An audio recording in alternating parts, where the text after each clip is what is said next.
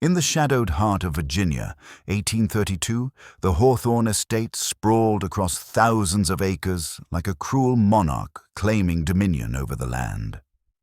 Tobacco fields stretched endlessly under the relentless sun, worked by the bent backs of enslaved souls whose lives were measured not in years, but in the weight of the harvest they bore. The estate was a microcosm of the South's ironclad hierarchy. White masters wielded absolute power, their word law, their whims divine. Black men, women, and children were chattel, property to be bought, sold, bred, and broken.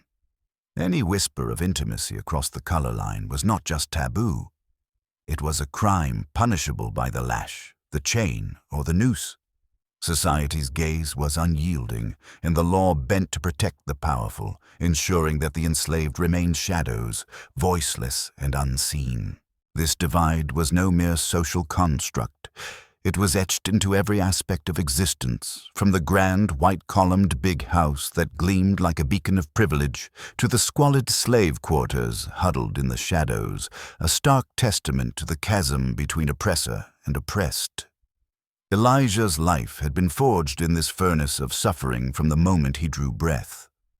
Born into bondage on a ramshackle plantation in the Piedmont, he was the son of a field-hand mother who toiled until her body gave out at 35, her death unmarked save for the hurried burial in an unmarked grave.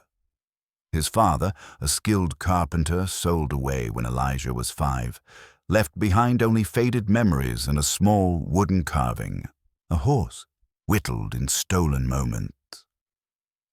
At 14, Elijah himself was auctioned off, his young frame inspected like livestock at the Richmond market. Bidders prodded his muscles, pried open his mouth to check his teeth, debated his worth in dollars as if he were a mule. The Hawthornes bought him for $450, a price that bought not just his labor, but his very existence. In the quiet hours mucking stables, Elijah often turned inward, his mind a sanctuary where he replayed those auction memories, not with rage, but a numb resignation. Why fight the inevitable? He'd think, tracing the horse carving's edges with calloused fingers. The world's built to break us, but I won't let it take my thoughts. Literacy, his hidden rebellion, became his anchor.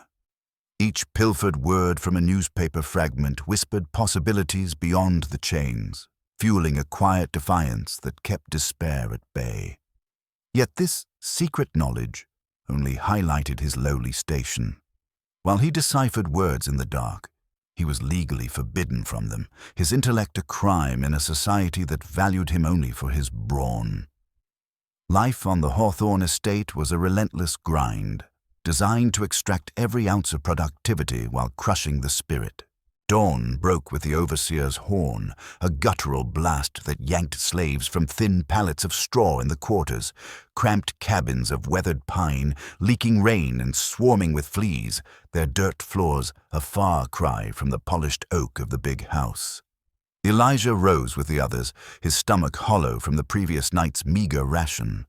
Cornmeal mush and a scrap of salted pork, if luck held.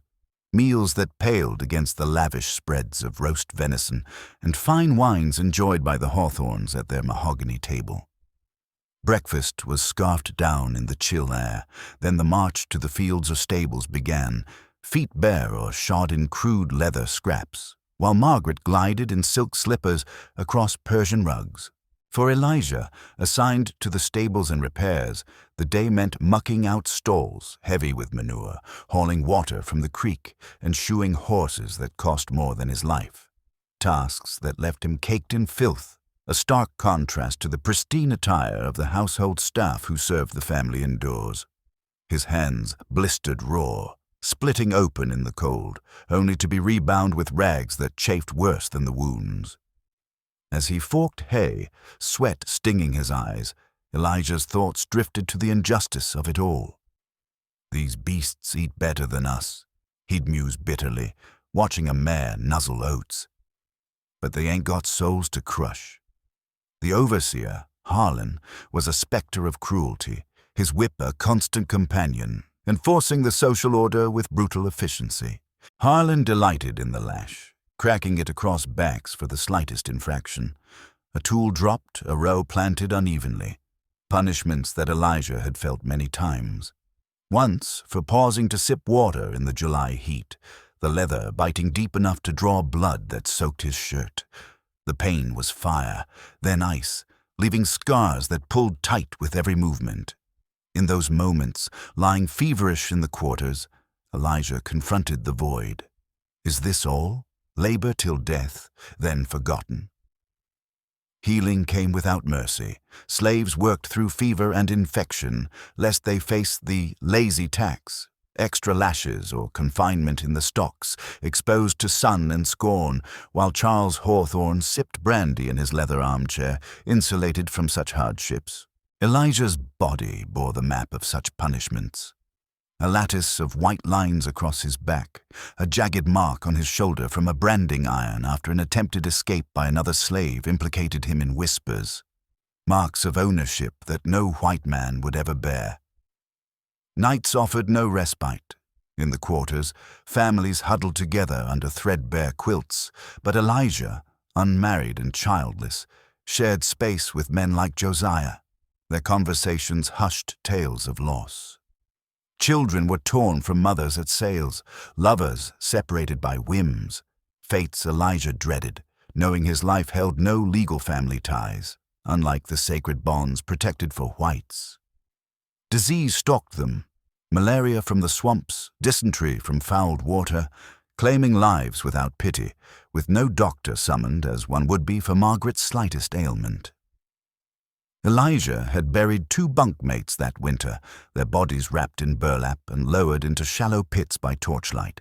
Kneeling in the mud, shovel heavy, he'd think, one day it'll be me. But I'll go knowing I held on to something they couldn't take. My mind.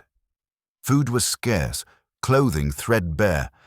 Elijah's shirt, a cast-off from the big house, hung in tatters, exposing skin to thorns and weather, while Margaret's wardrobe brimmed with imported silks and jewels, symbols of a status he could never touch. Yet amid this, Elijah clung to his secret. Literacy, gleaned from pilfered newspapers and the old man's lessons. He read by moonlight filtering through cracks, words like freedom burning in his mind, a dangerous ember that sparked dreams of a life unchained, but one forever barred by the color of his skin and the laws that enshrined white supremacy. The big house loomed at the estate's center, a grand edifice of white columns and polished wood, a monument to wealth built on suffering, a world of crystal chandeliers and velvet drapes that Elijah glimpsed only through service doors, forbidden from entering as an equal. Inside, Margaret Hawthorne paced the wide halls, her silk gown whispering against the polished floors, each step a privilege Elijah's bare feet could never take. At 28, she was a vision of refined beauty. Pale skin, auburn hair pinned in elegant coils, eyes the color of storm clouds, features that commanded respect in parlors where she hosted genteel visitors, discussing literature and politics as if the estate's horrors lay in another realm. Born to a prominent family in the eastern Tidewater, she had been married off to Charles Hawthorne at 19, a union forged in ambition rather than affection, her dowry securing alliances that elevated the Hawthornes in Virginia's elite circles.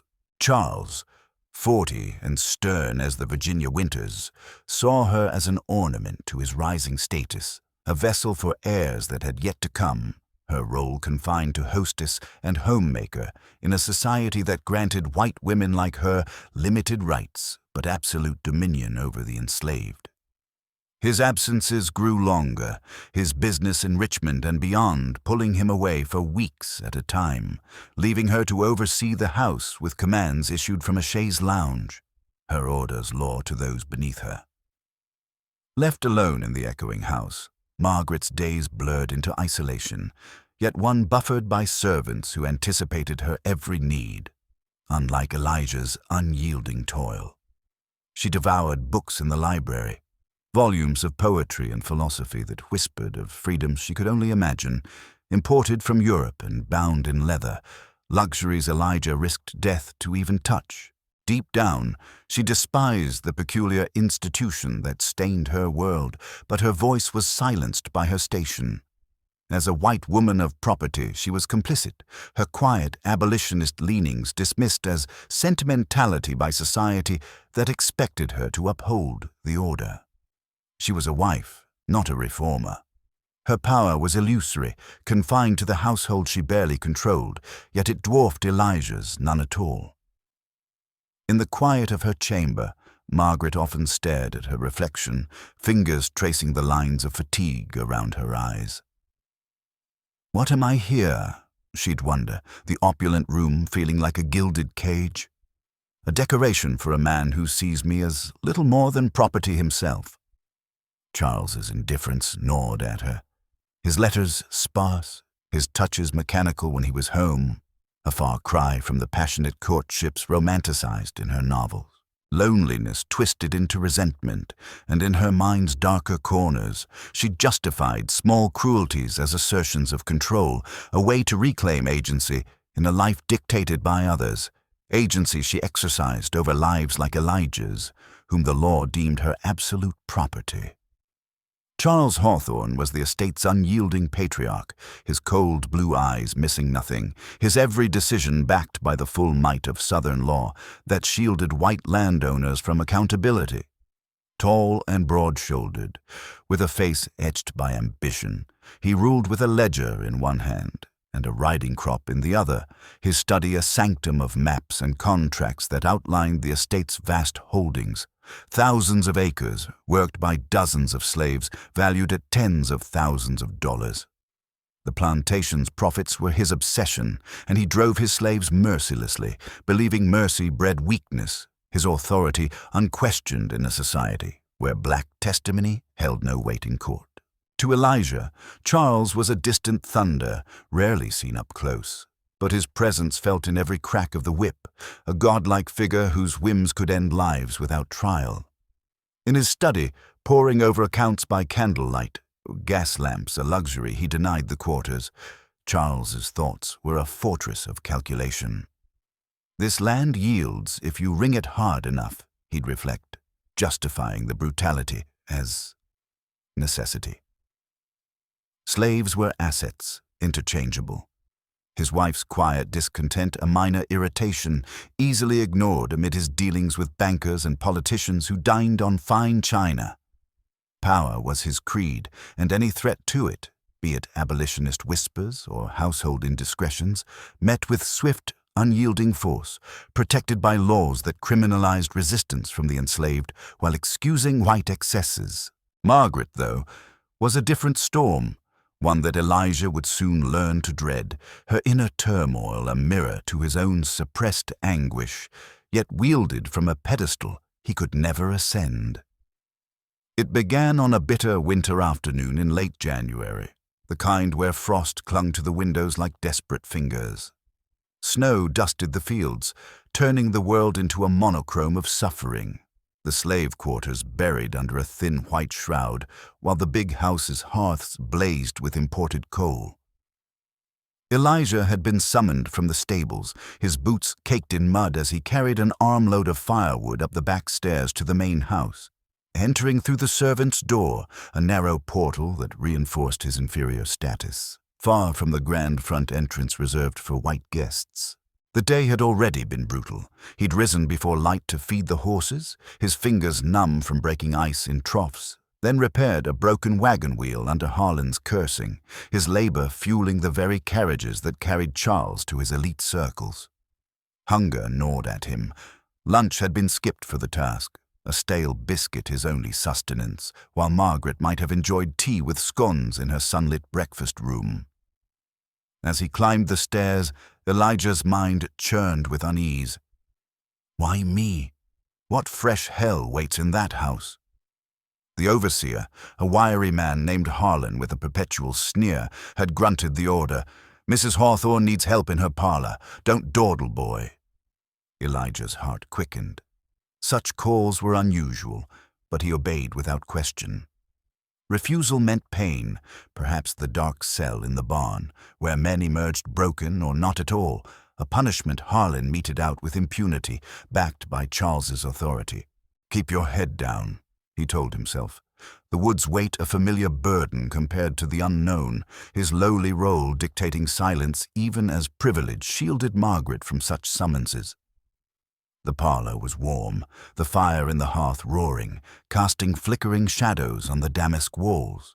A room of settees upholstered in imported velvet and walls lined with oil portraits of Hawthorne ancestors, a gallery of white supremacy that Elijah averted his eyes from, knowing his image would never grace such halls. Margaret stood by the window, her back to him, gazing out at the barren landscape through leaded glass panes that separated her from the cold world Elijah endured bare-chested. Inside, her thoughts raced, a storm of loneliness and defiance. "Charles leaves me to rot," she seethed, "but I won't wither alone. This power, small as it is mine." She turned as he entered, her expression unreadable. Part command, part something fractured, her posture straight from years of etiquette lessons that Elijah's rough upbringing could never match.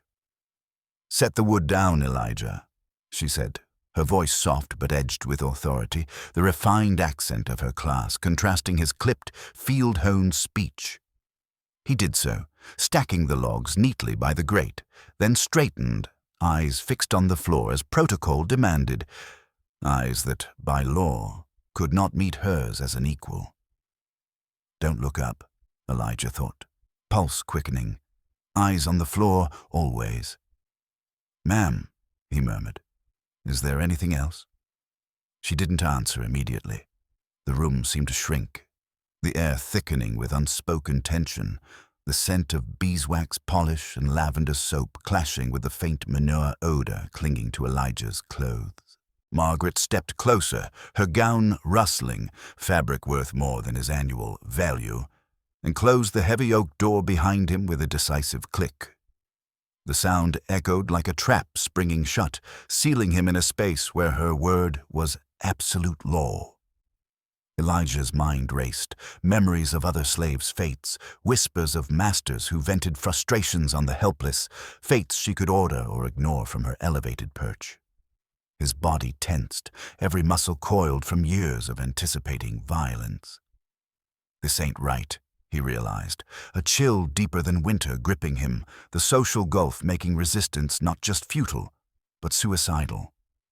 "Stay," she said simply, her eyes locking onto his. There was no warmth there, only a hollow intensity, as if she were staring through him to some private abyss. Her isolation had warped her. Charles's neglect left her adrift, and in that void, power over the powerless became a twisted salve, amplified by the societal chasm that rendered Elijah's consent irrelevant. He can't refuse, Margaret thought, a thrill of control masking her shame, her white skin a shield the law extended to her alone. This is mine to take, as the estate is Charles's to command. Elijah's pulse hammered. "Ma'am, I only came to bring the wood." His voice was steady, but inside, fear coiled like a serpent. He knew the stories, whispers among the slaves of masters who took what they wanted, of mistresses who wielded their loneliness like a weapon, their actions excused by courts that viewed black bodies as extensions of property. But this was the big house, and she was the missus, her status granting impunity while his invited only peril. To refuse was to court death. He'd seen a man lashed to ribbons for less, his body sold off in pieces at auction blocks where whites like Margaret might bid without remorse. God, if you listening, make this quick. He prayed silently, his secret faith a flicker in the dark, one denied public expression in a society that mocked black spirituality as superstition. Margaret's lips parted, but no smile came. "I didn't call you here for wood, Elijah." She moved to the settee, gesturing for him to approach, her manicured hand waving dismissal of his station. Her hands trembled slightly, betraying the steel she forced into her posture, a fragility born of her constrained world, yet wielded over his boundless subjugation. The coercion began subtly, her words laced with command. "Come closer. You will do as I say." Elijah's feet dragged, each step a betrayal of his will, crossing the Persian rug that cost a fortune he could never earn.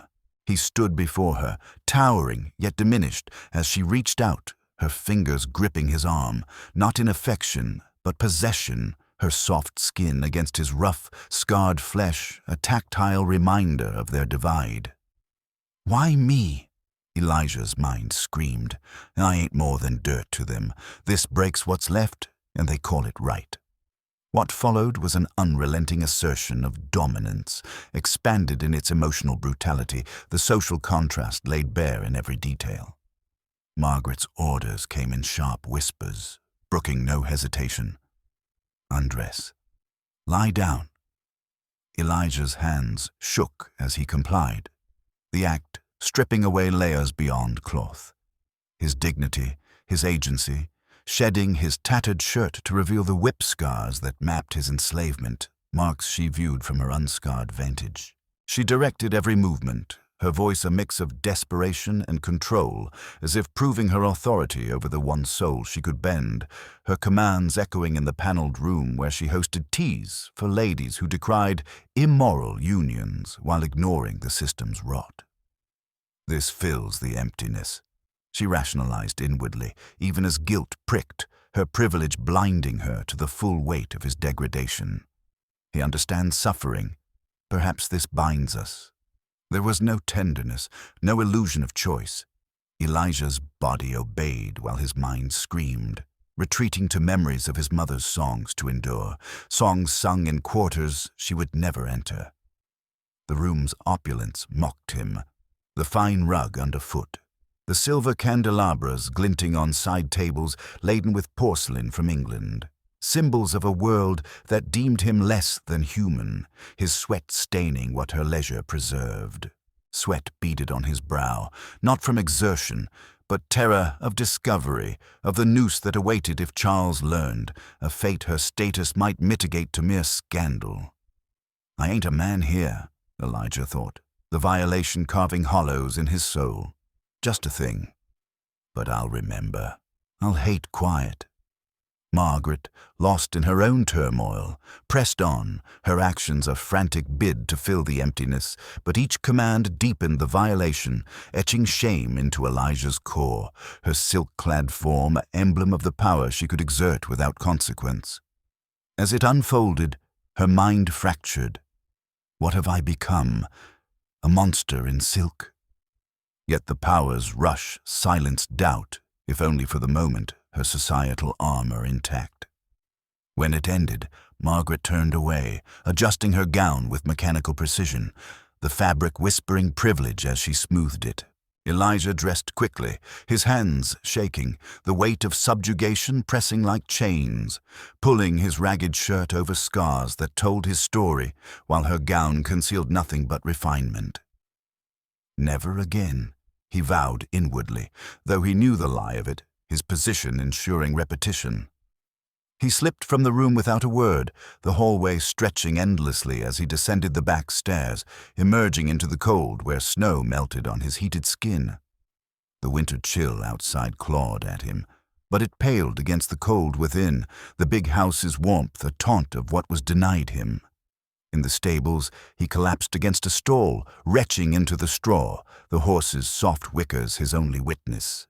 Beasts valued higher than he in the estate's ledger. Filth clung to him, not physical, but a stain on his soul. He thought of his father, the carving he'd hidden under his pallet, a reminder of humanity denied, a father's love unmarred by the auction block that separated them. "Pa, if you seeing this, forgive me for surviving." Sleep that night was fitful, haunted by the parlor's shadows, his dreams twisting into nightmares of endless summons, his self-worth crumbling like dry earth under the weight of a system that elevated her at his expense.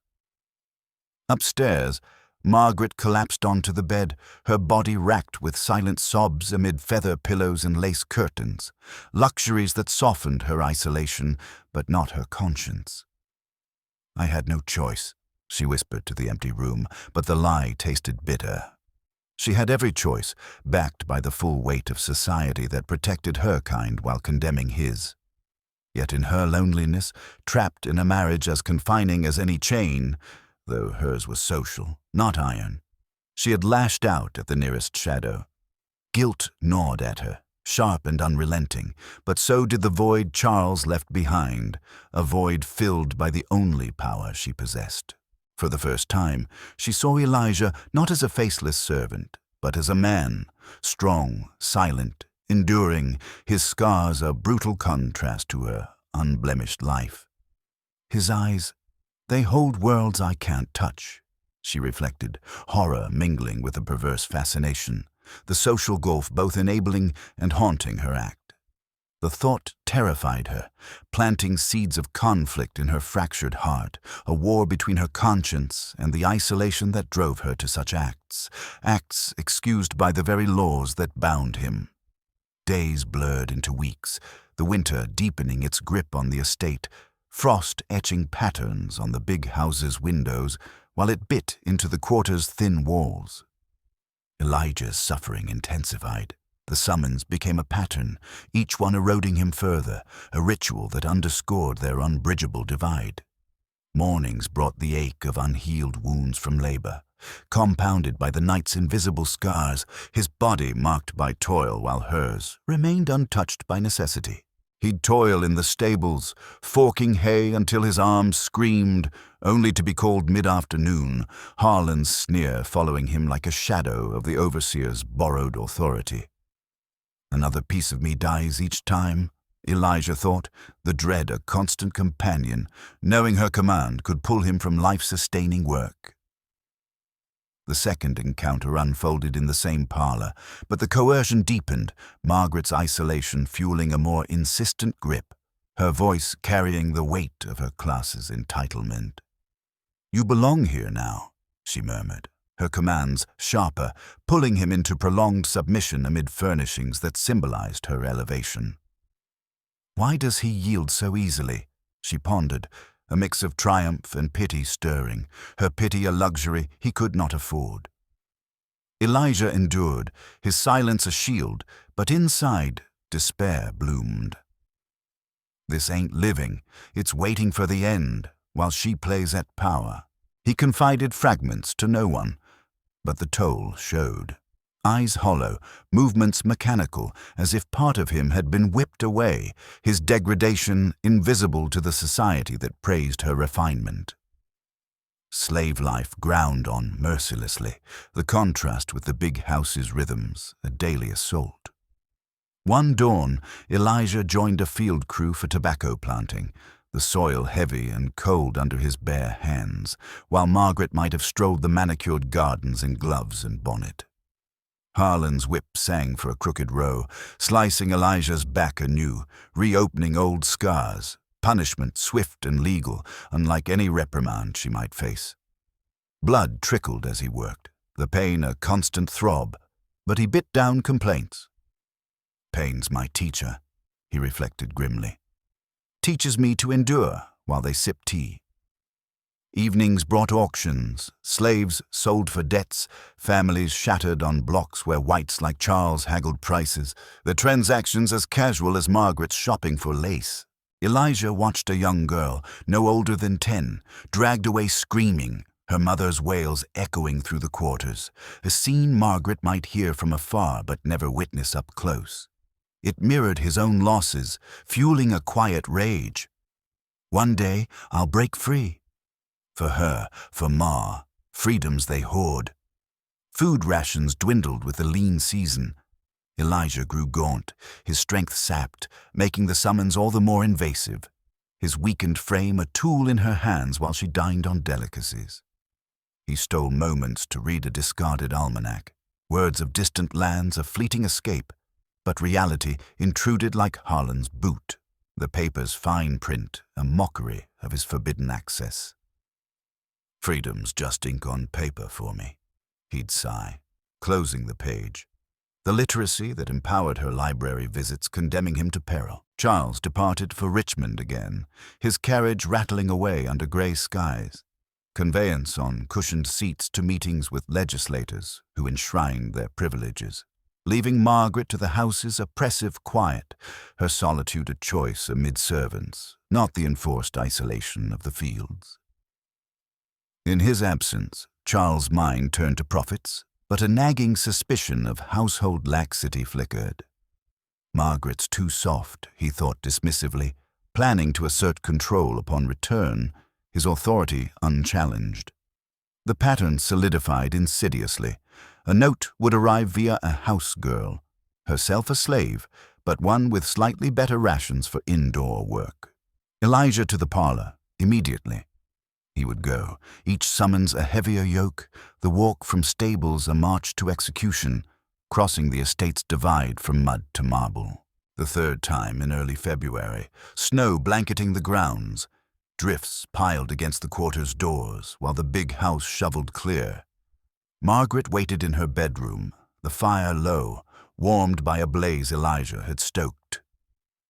"I need this," she admitted inwardly, loneliness a yawning pit filled by her sole dominion. "Lock the door," she ordered, her voice trembling with a mix of authority and need, the brass keychain on her dressing table a symbol of her locked world. The coercion expanded here. Hours of demanded compliance, her hands guiding, voice insistent, "Don't stop until I say." Her commands issued from lace-trimmed sheets while he shivered from the cold he'd just escaped. He hates me, Elijah sensed, the realization sharpening the humiliation, his bare vulnerability against her draped security. But hate don't stop the chains, hers or the law's. Elijah's body complied, but his spirit fractured further, tears he dared not shed burning behind closed eyes. He felt reduced to an object, his suffering layered upon the daily brutalities. A fresh lashing that morning for a loose horseshoe, skin raw under his shirt, wounds she might notice but never share. How much more till I shatter? Margaret, post-act, touched his scar. What horrors make a man like this? Am I adding to them from my safe height? The cycle repeated, each encounter a deeper plunge into enforced intimacy, the social contrasts sharpening the blade. Spring crept in reluctantly, the fields greening as tobacco shoots pushed through the soil, Elijah's hands planting what would line Charles' pockets, while Margaret's gardens bloomed under hired gardeners' care. Elijah's days filled with harrowing, ploughing under Harlan's watch, the mule's strain mirroring his own, furrows etched like the lines of status dividing them. This earth owns me, he thought, while she owns the view from her window. A storm once flooded the stables, Elijah waist-deep in muck all night, shivering through fever in his drafty bunk, while she retired to a dry, warmed bed. Fever's better than her room, he decided feverishly, the illness untreated, save for herbal teas from the quarter's wise women. Recovery was no luxury.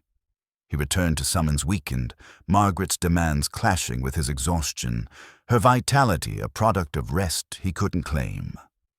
"Serve me," she'd command, oblivious at first to his pallor, her loneliness blinding her to the full extent of his torment, her privilege assuming his resilience. "He looks broken," she noted finally, guilt surging. "Am I the whip now, from my velvet throne?" Elijah's internal vow hardened. "Survive this. Don't let it claim you." But the pain accumulated, physical from labor's whip and weather, emotional from the repeated theft of self, each act a reinforcement of the gulf. My mind's the last free thing. Hold it tight, away from her world. By April, the coercion evolved subtly, Margaret's guilt surfacing and hesitant questions amid the acts, her inquiries a bridge across the chasm she herself widened. "Do you feel anything?" she'd ask, her touch lingering post-command, fingers soft against his calluses. "Tell me I'm not a beast," she pleaded silently, her empathy a rare crack in the facade of superiority. Elijah's responses were guarded. "Pain, ma'am, always pain." Lies to survive, he thought, the truth too dangerous in her protected sphere. Yet in these moments she glimpsed his humanity, her own cage reflecting his. Gilded bars versus iron, but bars nonetheless. "We're both prisoners," she realized, the thought both comforting and damning, ignoring how her captivity allowed commands he could only obey. Elijah, too, saw her fractures. Tear-streaked cheeks after Charles's cold letters delivered on silver trays. She cries for her chains, ignores mine, the ones she tightens. Their bond shifted from pure force to a tangled empathy, but the power remained hers, each session a reminder of his enslavement, her status ensuring no reciprocity. "Empathy don't erase the force," Elijah brooded, the contrast a bitter pill. The estate buzzed with planting season's fury. Slaves bent double in the fields, their songs a defiant undercurrent to the crack of whips. Spirituals of Jordan crossed, unheard in the big house's drawing rooms where Margaret played piano sonatas. Elijah's dual burdens, fieldwork when stables allowed and the house's shadows, wore him thin, his labor sustaining her leisure. A bout of ague struck in May, chills racking him for days in the quarter's stifling heat, but Harlan dragged him out. "No sickbed for bucks like you," while a physician would attend her for a headache. Body fails, spirit fights, Elijah endured. The fever, a great leveler she escaped through, means he lacked. The fever lingered, sapping strength for Margaret's calls, where her insistence met his frailty. "Harder," she'd demand, unaware of the toll, deepening his resentment even as pity stirred. Her command, a privilege of position. She don't see the cost. Her world blinds her. Absences drew eyes. Josiah, wiry and watchful, cornered Elijah one dusk in the quarters where men gathered around a smoldering fire pit, sharing cornbread scraps, meals worlds apart from her suppers. "You fading, brother," Josiah said, voice low amid coughs and murmurs. His own thoughts heavy with loss. "Can't let another fall like my Sarah, sold while they feast." Elijah shrugged, wincing at a fresh bruise from Harlan. "Life's killing us all." But Josiah persisted, his own scars from a wife's sale fueling empathy, scars earned in the fields she overlooked. Whispers spread. Pity in the women's eyes as they washed linens in the big house's laundry, fear in the boys' games mimicking white overseers. Elijah's isolation grew. Even reading became riskier, hidden pages trembling in his hands, the knowledge a bridge to worlds denied by law. "If they know my secret, it'll kill me faster than her bed of privilege." Summer scorched, heat waves wilting crops and slaves alike. Elijah hauling water from dawn, blistering under the sun in threadbare garb, while Margaret retreated to shaded verandas with iced lemonade. Only for evening summons did he cross the threshold again. One July night, thunder rumbling, Margaret pulled him to her bed, commands fervent, "Stay all night, obey every word," her room a haven of cool linens and scented air. "This storm matches my soul," she thought. Desperation peaking, her isolation a choice amid options he had none. The coercion peaked, prolonged, exhaustive, her need overriding his exhaustion, body and soul bent to her will. "I can't anymore," Elijah's mind fractured, body a vessel in her domain. Elijah collapsed afterward, body aching from labor and use, dreaming of flight, but chained by fear, the chains literal for him, metaphorical for her. Run? And leave what? More pain. Her world chases us both, but favors her.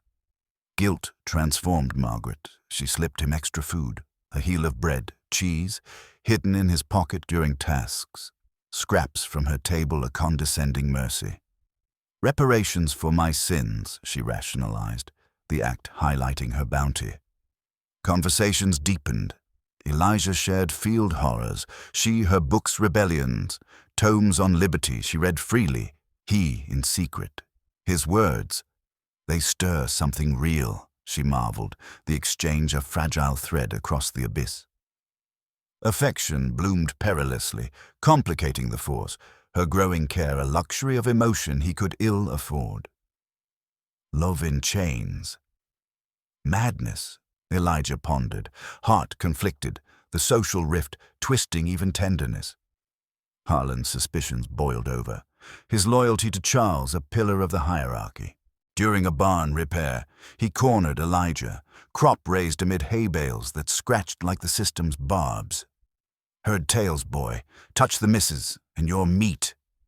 Filthy animal, daring her realm, Harlan thought viciously, his white skin granting him power over Elijah's life.